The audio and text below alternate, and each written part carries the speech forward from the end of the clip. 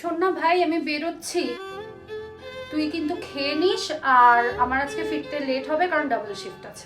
আরে দি, তুই আজকেও ডিউটি যাচ্ছিস? তুই না বলেছিলিস রাখির জন্য আমাকে শপিং এ নিয়ে যাবি, এখন বেরিয়ে যাচ্ছিস বল? আরে বাবা, আমি কি আসবো না? আমি তো বলছি কালকে নিয়ে যাব শপিং এ, পাক্কা প্রমিস। হ্যাঁ ঠিক আছে, কিন্তু তুই একটা জিনিস মনে রাখ, তুই কিন্তু খুব রাত রাত করে বাড়ি ফিরছিস কিন্তু। এবার কিন্তু আমি মাকে বলবো, ঠিক আছে?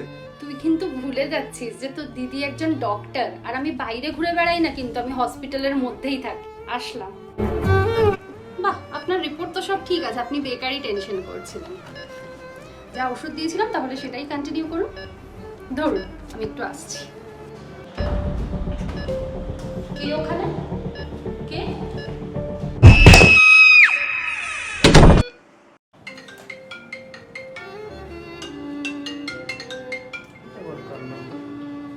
হ্যালো, আমি হসপিটাল থেকে অ্যাসিস্ট্যান্ট সুপার বলছি। হসপিটাল? হ্যাঁ বলুন।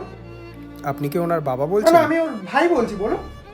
আপনারা একটু তাড়াতাড়ি হসপিটালে চলে আসুন, ওনার অবস্থা খুব খারাপ। কি কি হয়েছে এটা? কি না মানে আজ মর্নিংয়ে উনি সুসাইড করেছেন। আপনার কথা ভুল হচ্ছে। সুসাইড মানে কি কি কি বলছেন? আমি তো আর ডাক্তার না, এত কিছু বলতে পারবো না। আপনারা তাড়াতাড়ি আসুন, বডিটা কালেক্ট করুন। বডি?